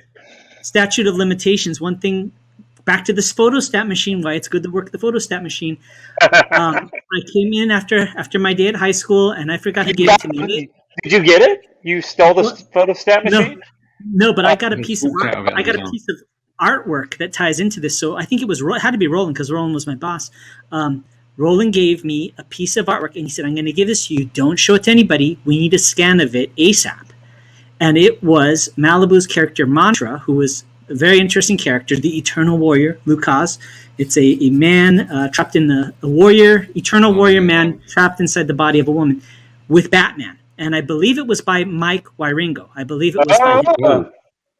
And he handed it to me, and I surreptitiously went into the photostat room, took a photostat of it, developed it, and gave it back. Never saw it again. But that was the first hint that something was going on. And so I was there at that point. And yeah, so that was DC was going to buy Malibu, and Marvel couldn't let that happen because DC would have the bigger market share. So Marvel swooped in at the last minute. And I believe you can talk to Dave Ulbrich. Dave Ulbrich, the former publisher of Malibu. And I believe Dave said that at the last minute he got a call from Marvel saying, "How can we make this happen?" And next thing you know, a guy dressed up as Spider-Man is in the office with everybody, and it was the beginning of the end or the end of the beginning, depending on who you ask. Yeah, and we were doing all those pinups and stuff with Spider Prime. I did a whole bunch of those Spider Prime things. I felt so bad about it. I mean, I love Spider-Man, and we were doing Spider Prime. It's like, this is so stupid. Why are we doing this? This is so dumb.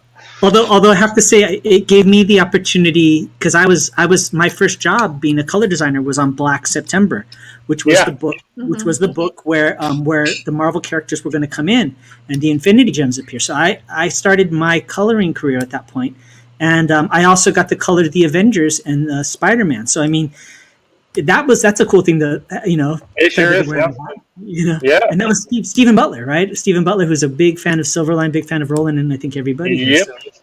Good stuff. But good question. That's my thoughts on it. But I don't know if anybody heard anything different or has anything else to add about that. I think the only thing I had heard set in addendum to that is that Marvel was not as aware of how incredibly well honed we were. Mm-hmm. And I do believe that once they gave us a book, however that worked out, that they gave us some to work on, the turnarounds just made them very excited to give us more work. So we ended up with almost everything they had going. Definitely. So we colored everything that Marvel did pretty much at that point. And so I think that changed some things because I think that put the process on the map. Absolutely, because they weren't doing the digital coloring, at least not. No. And I think they may have, but it was not to the quality that Malibu and everybody was doing it. And you could see that shift, that paradigm shift, right? They were doing some digital stuff, but it wasn't. It was still kind of making it the tradition. It was still because I know some of the people that were doing the color guides for it, and yeah, they were digitally coloring it, but there was still just fill colors kind of a thing. It was Malibu definitely actually doing the rendering of the colors and doing that. Also, our speed was pretty impressive. Yeah. Oh, yeah. Well, definitely.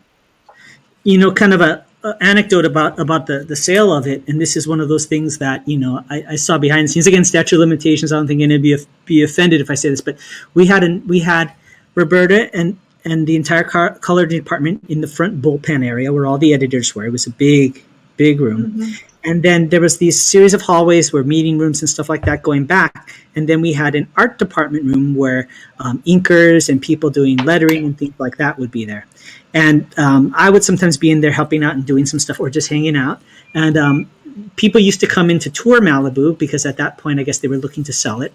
And there would be people doing the color design, with the Pantone Prismacolor markers. And the tagline that they would always say when they were taking them through that area is they would always say something like, and here is our art department, and they're using special paper to do the special coloring. And every time, everything was special. It's the special paper and the special this. And I guess I wasn't there that day, but I heard from my buddies that at one point somebody on the tour actually goes, well, what's so special about the paper? And the person giving the tour kind of froze up and was like, nothing. Let's move on. I can't tell you. Moving on. Before we go back to the chat, and I see everybody there, I just want to go ahead and share. We've talked so much about Silverline Team Up, Champion Miss Fury, but that we haven't talked a lot about Bear. Bear is the other book. Oh, yeah. It's a double feature, and we have some of the cover artwork available to show. So if Carlos would be so kind as to throw that up there, and this is it's a cool book. It's a, I guess it's safe to say, kind of fairy tale themed, very cartoony. So it's a departure from the other book, which kind of is cool, and done by Haley Martin. And again, this is one of our Dean Zachary, I believe it's a Kickstarter exclusive covers. And yep. Tommy, did you do the inks on this as well? Yes, I haven't seen the colors on it yet. Let me see. Tommy's everywhere. Yeah. See, that's why I don't sleep. I'm gonna flip over to the thing there. Now, Fruitbat36 asks, "Is it kid friendly?" I'm not positive. Friendly. Is it very kid friendly? Yeah, I've asked Roland. They're both kid friendly. Yeah. Okay. Yeah. So absolutely, Fruitbat36, and and so that's the cover. You can see all the three animals. Even the color. We're talking about color tones and things like that. See, you can see it's kind of more of a playful color scheme. Yeah. Do you know who colored this? Actually, no, Haley colored it, if I'm not mistaken. Yeah. So Dean drew this one, I inked it, and then Haley actually colored that one. So, yeah, that turned out good. Cool. Yeah, that was fun. Yeah, and I like the little details, like when you can see a style going through. You can see like the lettering, the logo has that playful kind of look. So so it's different from the Team Up book. Yes. Yes, they're both completely friendly. There's nothing in there that's going to upset kids, like a Batman or something like that. Definitely, and it's also flip book, so you can also get in the flip book format. So it's just one book. You flip it on either side, you get both stories. So that, yeah, absolutely. So again, please check it out on Kickstarter, back it, share it with people. Very close. Let's get it over the line. And some stretch goals. I don't know what we got lined up for stretch goals if we get there. Definitely, and as always, if I'm not I also inked that one on paper too, so I think that one's available for if anybody wants to pick it up too. Oh, excellent! Yeah, very good. And as always, you can rest assured that this will get in your hands because we've completed all the work for it, and it's fulfilled by Kablam, So, and I know those guys. Those guys are good guys. I love those guys. I know. I have connections there. I know these people. So yeah, they're all right. Well, that Thomas guy's all right. I don't know about the other people, but definitely. So yeah. Make sure to check that out. So let's go back to the chat. Fruitbat jokingly says, "So they did buy the coloring department." Yeah, technically they did. That may not be the initial reason. Yeah, so there is that. Stephen Brown said he met Stephen Butler. That's great. I haven't yet. I would love to.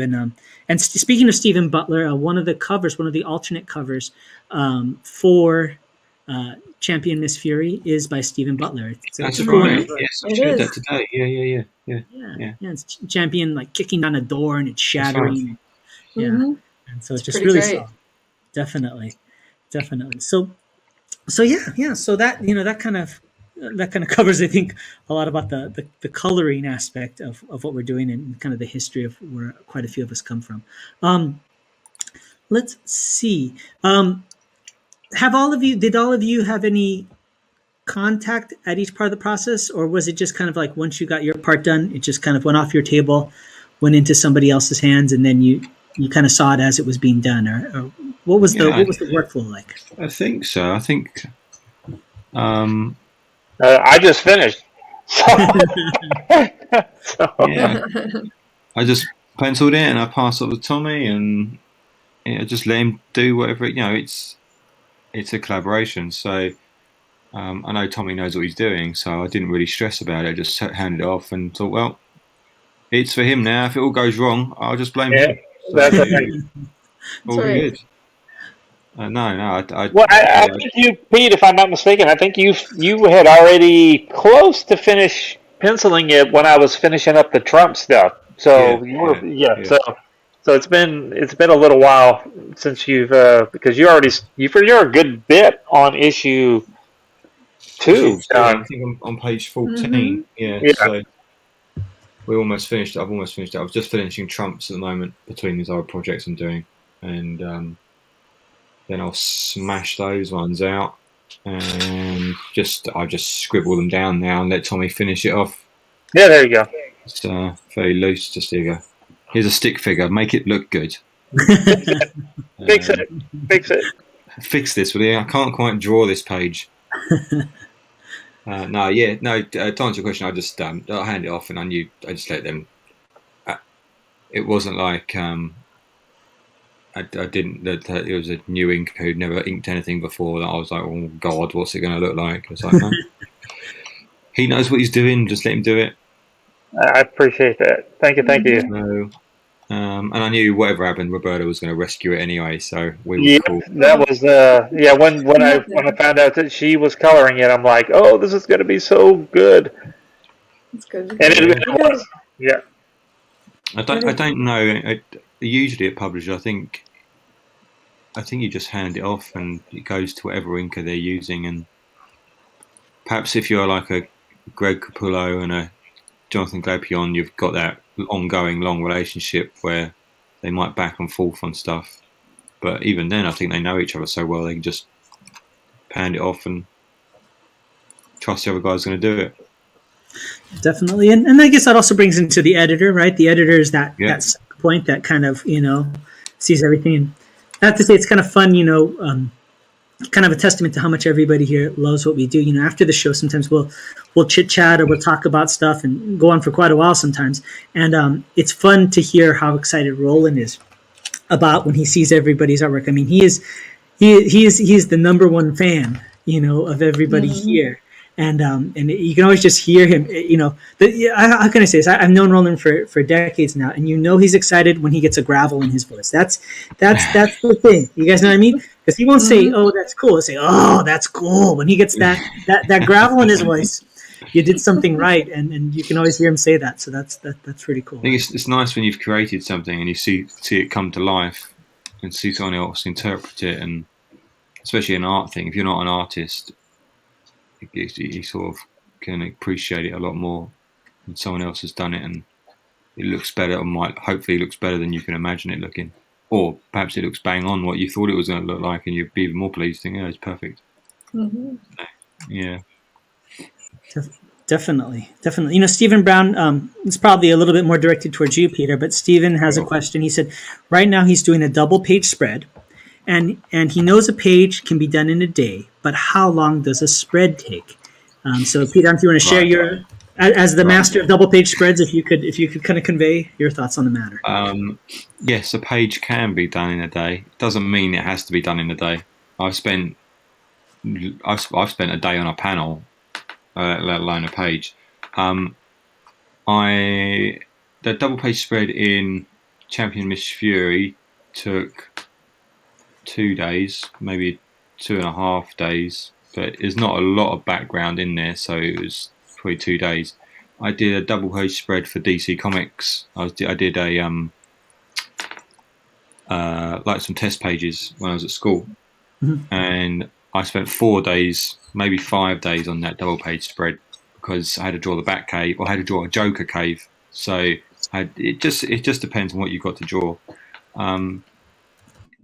Unless you've got a deadline, enjoy drawing. I think that's more of the thing. Yeah, if this is your job, and you got to generally get out a page or two a day, regardless of what it might happen to be. If you need to juggle it around to make sure that you you're reading through the script and you can see that, or if I get some pencils and I see that say I get like the first 10 pages and I see, pages 5, 6, 7, 8 are going to be real easy to ink and it's coming up with the weekend, I may bang them out in a day so I don't have to do anything over the weekend. Yeah. That kind of thing. So. Yeah. So just enjoy doing it. Take your time, and you'll know when it's done because you'll be sat there like, yeah, I'm done with this now. But I think that it's also like consistency, right? I mean, it's like the one thing I like about what I've seen of this book that you folks have worked on is it's consistent. In other words, there's a certain level of detail and quality from page to page, panel to panel. And so it's a smooth read. That's not always the case. You can kind of see sometimes where people fall in love with like this one panel and then neglect the rest of the book. Yeah, yeah. I've done that. I do that all the time. And then I find myself in that last panel. I'm like, oh, haven't I finished this page yet? What's another panel? You throw all your energy into one panel and you're like, oh, okay, yeah, I've got to draw another 4 or 5 now. Yeah, that's the life. Mm-hmm. Definitely. Well, no, that's great. Does anybody have anything else to add as we kind of wind it down?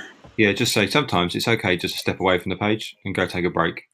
Mm-hmm. If you're really knackered and you're fatigued, just walk away from it. If it's not working, just come back to it later. Do something else. Yeah. Take a break. And sometimes you need to quit noodling on it. Once you can get to a point where it's done, and you go, if I spend another 20 minutes on it, you go, am I going to make another 20 minutes worth of making it any better? And you're like, no, move on to the next panel, move on to the next page. I found the stuff I'm drawing now is less niggly little bits in there. So because actually it's not needed. I look at that stuff now, like I don't need that anymore. Yeah, let's just make it cleaner and easier to read. Yeah, so, absolutely. Yeah. Definitely. And you kind of set the expectations, right? You kind of set the expectations for the rest of the pages. Like if you put a certain level of detail on one page, now the reader expects that, right? Yeah. Yeah. Well, Pete, I'm kind of with you. So you could draw something. You go, I don't have to draw this much stuff because Thomas will take care of it. And then I go, I don't have to put the detail in the background. Roberta will probably figure out something to add some shadow back there. I'm not going to do all those hashing marks. She knows where to put the shadow. I'm not doing it. It'll be like, oh, I don't need all this stuff. I can just put it black. Just blank.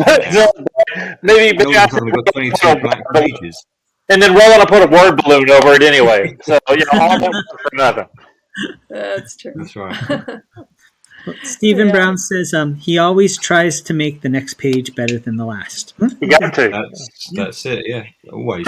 And when you get to the point where you think, I can't get any better, it's time to put your pencil down and retire because you'll do something else. As an artist, you're never perfect. You just have to keep going and getting better and better and better. Absolutely. Perfection's in artists don't retire, they die. There's only one way out of this game. Is that what you're saying? Only one way out. I think Carlos is flashing up the cover you and I. Yes. Yeah, there you go. And this cover's by our team right here. So pencils by Pete, inks by Tommy, colors by Roberta. You guys want to comment a little bit about this? And the one thing that we can't show everybody, I wish we could, is that Roberta did a version of that where she colored it, and then she colored it again, and you could do she made it animated, so it looked like it was like a New Orleans. I was going to say flashing, but of course you flash in New Orleans because that's what you do. But the neon lights were blinking. The neon lights were blinking. That's what I meant. Without the beads, yeah. Without the beads. That's right.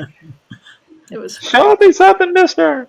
That should be a reward, right? That should be a stretch goal. It's like you get beads from New Orleans. Oh, that would be a good idea. Mm-hmm. That would be a good. Peter, is there a New Orleans Comic Con?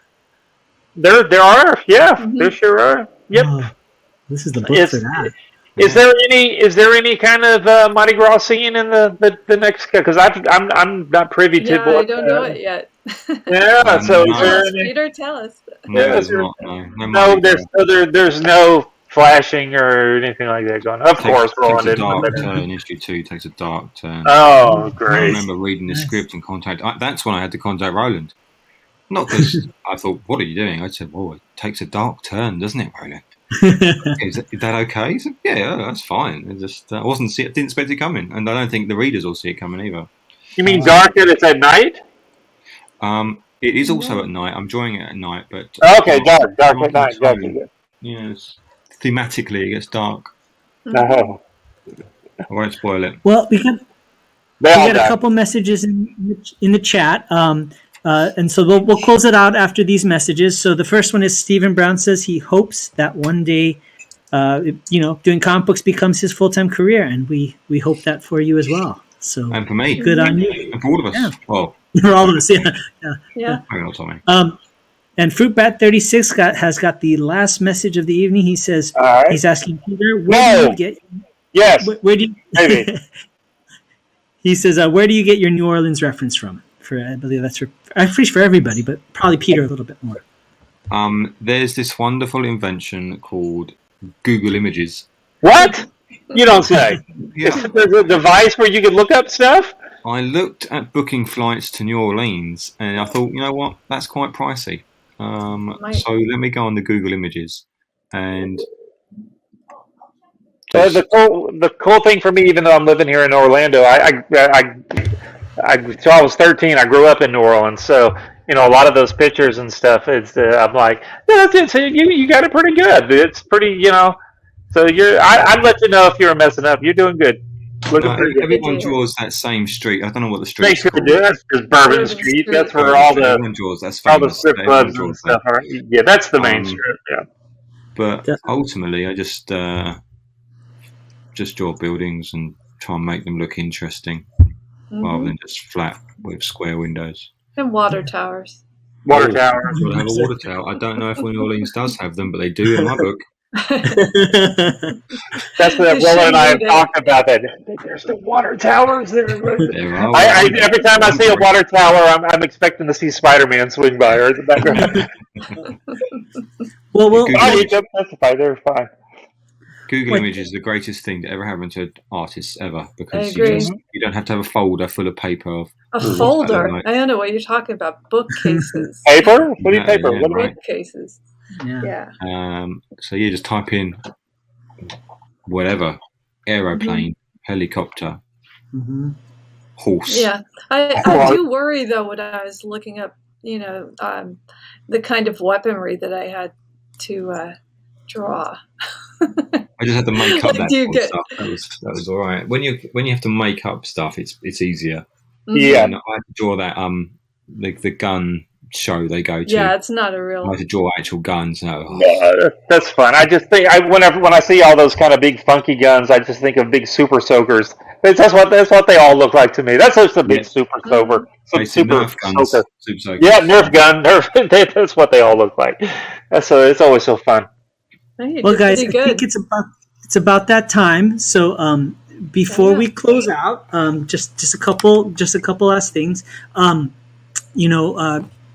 This is a really good Kickstarter. As far as the whole Champion Miss Fury thing, you have to look at the history of the whole Cat and Mouse series, and at every kind of benchmark, there's a creative team that kind of takes over a Cat and Mouse property. This is an extended Cat and Mouse property, you could say. But I mean, if you look at the original Cat and Mouse, Mitch Bird worked on that, and he went on to great things. Tommy was there for Yeah, I inked 2 or 3 of those Cat and Mouses back in the day. Yeah, and you moved on to Demon's Tales with Paul Pelletier, who is absolutely no slouch. Oh yeah, this one. Yes, Paul Pelletier. Yeah, that's the one. Yep. Yeah. Oh yeah, look, Tommy, your name's on it. Oh no, my name's on everything because I never sleep. They never let me sleep. I can't go to bed. So the good thing is when you get this latest iteration of that kind of saga, you're getting a great team, an excellent team, and kind of part of that legacy. So please check it out. Of course, you also get Bear, which is an awesome book as well. So again, check out our Kickstarter. We really love making comic books. We love making great comic books for you guys. Please back it. Pass the word along. If you already have, thank you so much. Please continue to share. So we're going to go ahead and close up now. So In the meantime, I don't have the proper wristband, but we're going to pretend I do. I don't have all my little silly toys and stuff are sitting across the room. I thought about getting up and getting them, and I forgot. Mm-hmm. There we go. How about? I think we should head to Roberta because I think Roberta I think you should lead the charge because she has the proper thing. So we'll just let the camera switch. There to you Roberta. go. Aw. And, Make mine Silverline. Oh, yeah. I was doing Oh, you got one. Oh, okay.